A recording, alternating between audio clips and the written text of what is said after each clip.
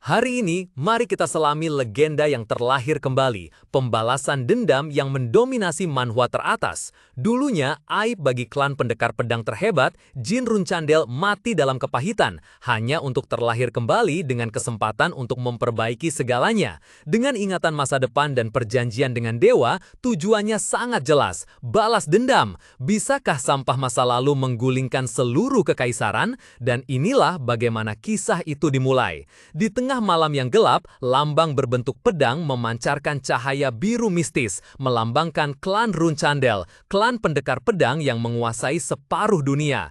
Ini adalah klan pendekar pedang terkenal, di mana anggotanya sejak lahir telah memiliki fisik yang kuat dan bakat luar biasa. Dengan kekuatan yang luar biasa, para pendekar pedang berambut putih dengan aura kerajaan dan mata berkilau telah menguasai dunia ini.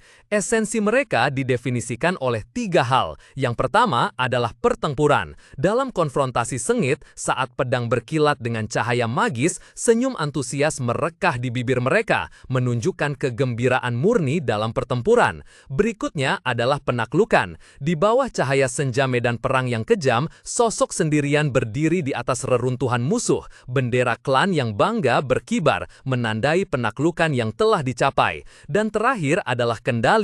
Di atas tahta, para penguasa bertopeng memegang rantai para pecundang, memaksa mereka berlutut dalam penyerahan mutlak. Pertempuran, penaklukan, dan kendali, 3 hal ini mengungkapkan segalanya tentang klan itu.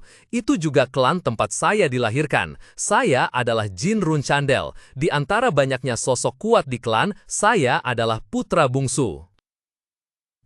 Dalam upacara pilihan yang menentukan masa depan, di antara hutan pedang berharga, tangan kecil Jin meraih pedang pemimpin klan. Dia percaya dirinya lah yang akan mewarisi posisi itu. Berdiri di hadapan bayangan ayahnya yang besar dan agung, dia mendengar suara berat yang hangat berkata, "Jin, kamu telah memilih sesuai harapanku." Sungguh menarik, Jin mengenang. Dia pernah berpikir bahwa masa depannya hanya akan berisi kesuksesan dan ketenaran, jalan yang dipenuhi mawar di bawah sorakan ribuan orang. Tapi kemudian, ilusi gemilang itu hancur seperti cermin. Jin bertanya pada dirinya sendiri dengan pahit, apakah itu masuk akal? Aku sama sekali tidak memiliki bakat dalam ilmu pedang. Bagaimana mungkin seseorang dari klan Runchandel bisa begitu payah dalam menggunakan pedang? Di lapangan latihan yang dibanjiri keringat, di antara tatapan acuh tak acuh dan menghina, dia hanyalah rasa malu Runchandel, aib Runchandel, seseorang yang jauh di bawah standar klan. Menyingkirkan tetesan keringat pahit, Jin berdiri sendiri di halaman yang dingin, menyandang gelar yang paling memalukan, yang paling tidak berbakat di klan Runchandel. Di halaman latihan keluarga yang luas, bermandikan sinar matahari terik, sebuah suara ejekan nyaring memecah keheningan. "Hei Jin!" Kedua kakaknya mendekat, salah satu berkata sinis, "Mengayunkan pedang kayu tak berguna itu lagi?" Yang lain menyeringai, melanjutkan dengan angkuh, "Biarkan saja, dia mungkin tidak akan mengayunkan pedang kecuali itu pedang istimewa. Tapi di mana pedang istimewa itu, Barisadaya? Mengapa dia harus mengayunkan pedang kayu ini?"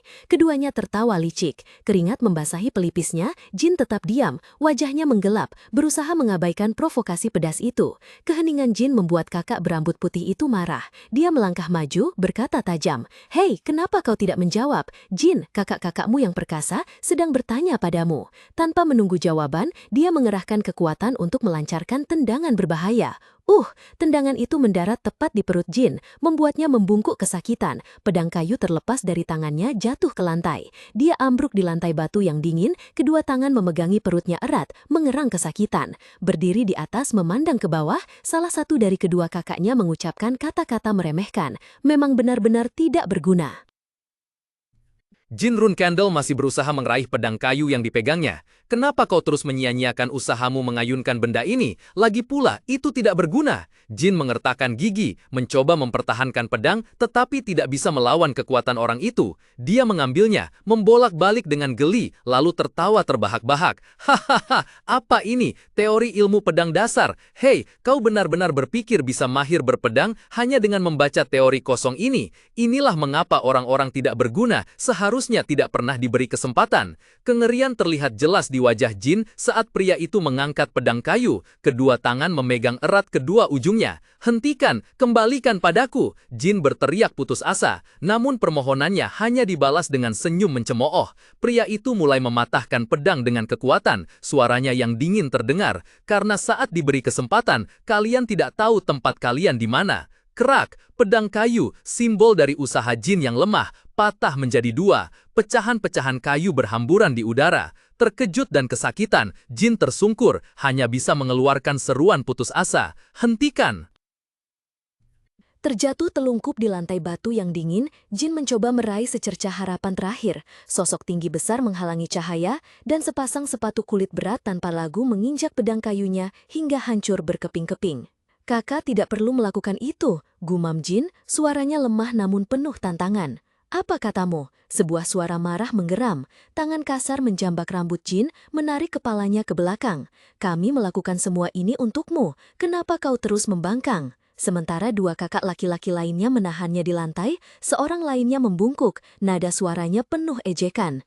"Itukah yang diajarkan pengasuhmu?" "Ini tidak ada hubungannya dengan Gili." Jin menggertakkan giginya, berusaha meronta dengan sia-sia.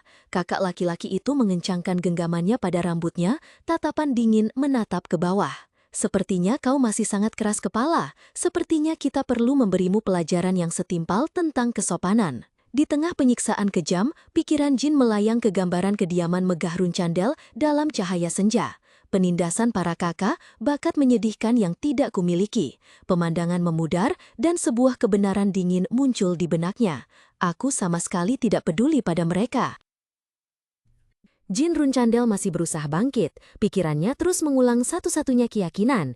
Dia berkata pada dirinya sendiri, "Aku hanya perlu bekerja keras. Jika bekerja keras, maka pada akhirnya aku akan mendapatkan pengakuan dari keluarga dan menjadi bagian dari keluarga Runcandel." Itu pernah menjadi sesuatu yang benar-benar dia yakini. Namun, kenyataan dengan kejam menyapu bersih semua harapan naif itu. Ingatan akan hari naas itu kembali, suara dingin tanpa emosi bergema di bawah langit biru yang dalam, di antara menara-menara megah klan, "Jin Runcandel, mulai detik ini kau diusir dari klan." Gerbang raksasa berlambang Runcandel perlahan menutup, mengunci rapat semua harapannya di dalam, dan mendorongnya keluar ke dunia yang luas dan sepi. Berdiri di depan gerbang yang pernah menjadi rumah, Jin menghela napas pelan. Kepahitan masa lalu masih utuh. Tangannya mengepal erat saat ia teringat kata-kata terakhir yang mereka berikan padanya sebagai belas kasihan. "Karena usahamu sangat terpuji, kami tidak akan membunuhmu." Senyum canggung penuh ironi muncul di wajah Jin. Begitulah cara ia diusir dari keluarganya pada usia 25 tahun dan memulai kehidupan pengembaraan tanpa tujuan. Di tengah hujan salju yang dingin, Jin diam-diam mengenang masa lalu. Itu adalah waktu ketika dia bertemu tuannya.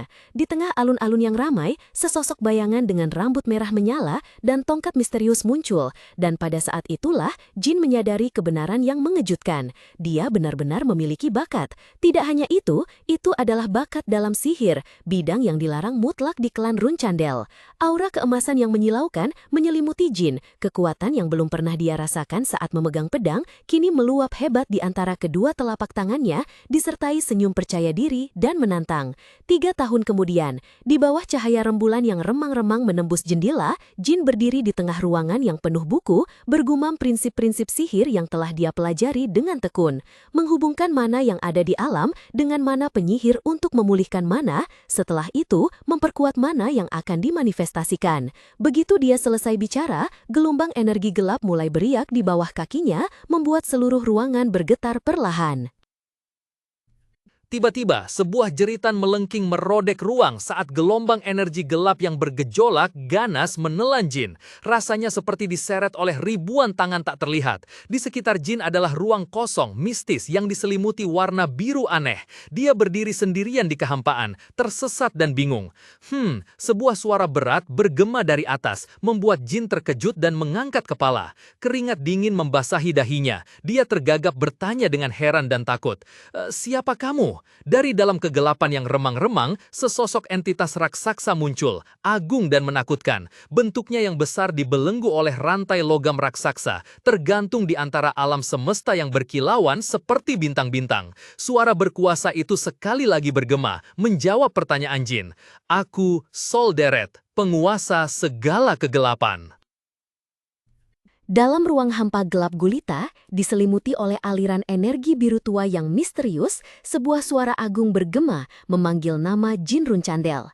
Jin berdiri di sana, linglung menatap kehampaan tak berujung, mencoba mencari asal suara. Di depannya, bayangan hitam raksasa, tanpa bentuk spesifik, perlahan muncul. Suara itu kembali bergema, penuh kekuatan dan kuno. Aku, sebagai dewa kegelapan, akan menawarkan sebuah perjanjian kepadamu. Jin terpaku, belum sempat mencerna apa yang sedang terjadi. Suara Solderet berlanjut, membawa janji yang menggiurkan. Jika kau membuat perjanjian denganku, kau tidak hanya bisa menggunakan kekuatan kegelapan, tetapi juga dapat meniadakan semua kutukan. Suara itu tiba-tiba berhenti, seolah telah mendeteksi sesuatu yang tidak biasa. Seketika, rantai merah menyala bagai darah muncul dari kehampaan, melilit erat tubuh Jin. Rantai itu mengencang, menyatu pada sebuah tanda merah menyala yang membara, tepat di dada Jin. Solderet berseru kaget, "Wahai!" Sang dewa tampaknya telah memahami masalahnya. Nada suaranya berubah dari terkejut menjadi merenung. "Wahai yang terikat perjanjian, sepertinya kau dibenci seseorang saat masih kecil. Bakatmu telah terputus hanya karena kutukan sepele." Jin membeku, matanya terbelalak penuh kebingungan. Dia tergagap. "Kutukan?" "Ya," jawab Solderet dengan tegas. "Itu adalah kutukan bernama ilusi pedang, yang berfungsi menekan bakat berpedang. Ini adalah kutukan mengerikan yang seharusnya tidak pernah ada di keluarga Runcandel." Penjelasan sang dewa bagai palu godam yang menghantam benak Jin, menyingkap tabir rahasia pahit dalam hidupnya. Suara Solderet terdengar. "Aku mengerti. Mungkin itulah mengapa aku tertarik padamu. Mulai saat ini tidak ada kutukan yang bisa membahayakanmu lagi." Krak, suara memekakkan telinga bergema. Rantai-rantai yang menahan Jin selama ini hancur berkeping-keping. Energi merah menyala lenyap seperti kabut, hanya menyisakan jejak cahaya kecil di tangan pemuda itu. Jin menatap ke bawah dengan terkejut, tidak bisa mempercayai pembebasan yang tiba-tiba ini. Sebuah tangan yang terbuat dari bayangan terulur, seperti sebuah janji. Yang tersisa adalah kau harus menjadi seorang pendekar pedang iblis yang luar biasa. Solderet menyatakan, sebuah benda biru berkilauan menyerupai pendulum raksasa diberikan kepada Jin. "Jin Runcandel, aku akan sangat senang mengamatimu." Ruang kegelapan menghilang. Jin mendapati dirinya ke kamar loteng yang dikenalnya, cahaya lampu gantung yang redup menerangi. Aura gelap yang pernah menekannya kini berputar lembut di sekelilingnya, seolah-olah sebagian dari kekuatan baru telah bangkit. Setelah hening sejenak, mata Jin bersinar dengan tekad baja. Dia melangkah maju, tangannya dengan mantap menggenggam pedang. Satu ayunan pedang yang tegas dan kuat membelah udara, menandakan awal yang benar-benar baru.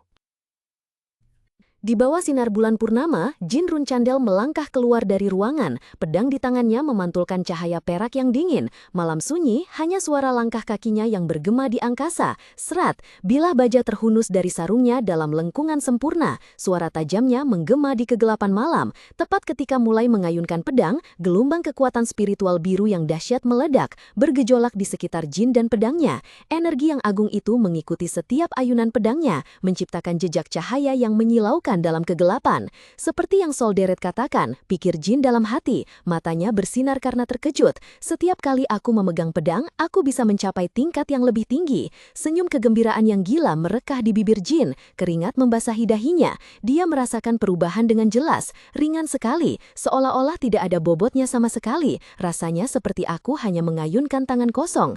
Dia yang dulu dianggap sampah terburuk dalam sejarah keluarga Runcandel, kini mengayunkan pedang dengan pukulan-pukulan kuat. Tubuhnya tenggelam dalam pusaran kekuatan spiritual. Kegembiraan meluap di dadanya saat sebuah ide berani terlintas di benaknya. Jika menggabungkan sihir ke dalamnya, maka hampir seketika sebuah lingkaran sihir rumit dengan karakter kuno bersinar terang di depan Jin, memancarkan sumber energi magis yang murni dan dahsyat, menerangi seluruh halaman yang gelap.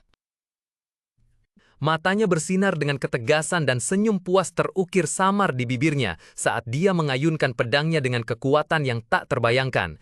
Cahaya terang benderang merobek kegelapan malam, meninggalkan jejak cahaya redup di udara. Dalam sekejap, sebuah kesadaran mendalam muncul di benak Jin bahwa dirinya yang dulu, si tidak kompeten, telah sepenuhnya lenyap. Dia menghela napas lega, butiran keringat membasahi pelipisnya. Melihat hasil kerjanya, senyum kepuasan muncul di bibirnya. Akhirnya, usahaku terbayar juga. Di tengah hutan terpencil, suara gemerisik dari semak-semak mengganggu momen kemenangan Jin. 3 kesatria berpelindung baja lengkap, berkilauan di bawah cahaya rembulan, melangkah keluar. Mereka diam-diam mengamati pemandangan di depan mereka, terkejut oleh kekuatan yang baru saja dilepaskan. Beberapa saat kemudian, muncul gambaran Jin tergeletak tak berdaya di tanah, tubuhnya memar, darah mengalir deras di wajahnya. Mungkin telah terjadi pertempuran sengit antara Jin dan para kesatria itu. Dalam ruang yang kabur, kesadaran Jin Runcandel melayang-layang. Sebuah suara lemah, jauh sepertinya bergema. Aku barusan mendengar sesuatu, sebuah jeritan. Rasa berat tiba-tiba menerpa, mencekik seluruh tubuhnya. Tenggorokannya kering, Jin berusaha membuka mata, tetapi satu-satunya yang bisa ia rasakan adalah rasa sakit dan pemandangan kehancuran di sekelilingnya. Ia terbaring tengkurap di tanah yang dingin, sebagian tubuhnya tertimbun di bawah batu-batu besar. Darah segar menetes dari mulutnya, mewarnai merah seluruh area. Hah? Ia berbisik dalam kebingungan, berusaha menyusun kembali segalanya. Ingatan terakhirnya sangat kabur. Harapan samar muncul. Ia menggunakan sisa tenaganya memanggil dalam benaknya. Guru, Solderet, apakah ada orang di sana? Keheningan menakutkan adalah satu-satunya jawaban. Tidak ada seorang pun yang membalas. Ketika kesadaran akan kematian yang mendekat semakin jelas, gelombang pikiran pahit dan putus asa membanjiri benak Jin. Aku tidak percaya aku mati dalam tidurku. Apakah karena setelah semua ini, aku tetap hanya orang tak berguna? Apakah aku bahkan tidak punya kesempatan untuk menggunakan sihir dan kekuatan Solderet yang kudapat dengan susah payah? Jika semua berakhir seperti ini, Mengapa aku diberi kesempatan? Itu adalah pikiran terakhir yang terlintas di benak Jin saat kesadarannya perlahan tenggelam di antara puing-puing dingin, tubuhnya tergeletak tak bergerak dalam genangan darahnya sendiri. Semuanya tenggelam dalam kehampaan yang gelap gulita, sunyi. Namun kemudian, kegelapan menghilang, memberi ruang bagi cahaya hangat dan sensasi lembut di telapak tangannya. Jin membuka matanya dengan bingung, melihat ke bawah pada tangan kecilnya yang mungil, menempel di rumput hijau subur. Hah? Pikirannya benar-benar kacau. Kilasan gambar muncul, wajah-wajah serius anggota keluarga yang dikenalnya. Rak pedang berkilauan di bawah sinar matahari yang terik di lapangan latihan. Apa yang sedang terjadi? Bukankah aku sudah mati? Saat Jin masih terkejut, sebuah suara lembut dan hangat terdengar dari depan, menariknya dari lamunannya. Semangat Tuan Muda Jin! Itu Gili, dengan rambut coklat lembut dan senyum cerah seperti matahari. Gili, mengapa dia di sini? Jin terpaku, jantungnya terdegup kencang di dada kecilnya yang mungil. di tengah padang tak berujung, temtap ribuan pedang tertancap tegak ke tanah seperti nisan bisu, sebilah pedang istimewa memancarkan aura cemerlang. Itu adalah Barisada. Jin terkesiap, mata kecilnya membulat kaget.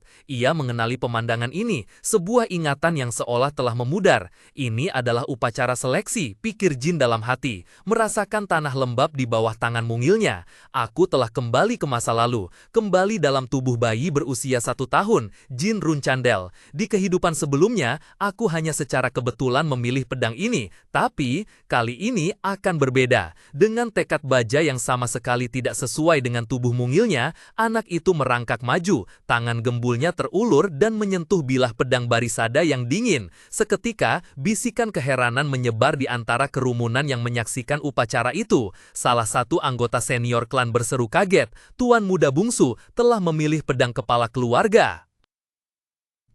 Di bawah langit biru jernih yang dihiasi gumpalan awan putih, sebuah pedang raksasa menjulang tinggi, megah dan indah. Sinar matahari yang cemerlang terpantul pada gagang pedang emas murni, memancarkan aura suci. Butiran debu cahaya menari-nari di udara, menyelimuti pemandangan agung itu. Namun, di bawah bayangan pedang agung itu, Jin Runcandel hanyalah seorang anak laki-laki kecil, sedang berlutut di tanah yang ditumbuhi rumput liar, bertumpu pada tangan. Dia mendongak, mata birunya yang jernih menatap lurus ke bilah pedang tajam tajam yang menutupi sinar matahari memancarkan keteguhan hati yang menakutkan. Sebuah api tekad yang baru saja menyala dari abu kehidupan lama mendorongnya untuk mengucapkan sumpah dari lubuk hati yang terdalam. Di kehidupan ini, pikirnya dalam hati dengan gigi terkatup, aku akan membuat pilihan sendiri.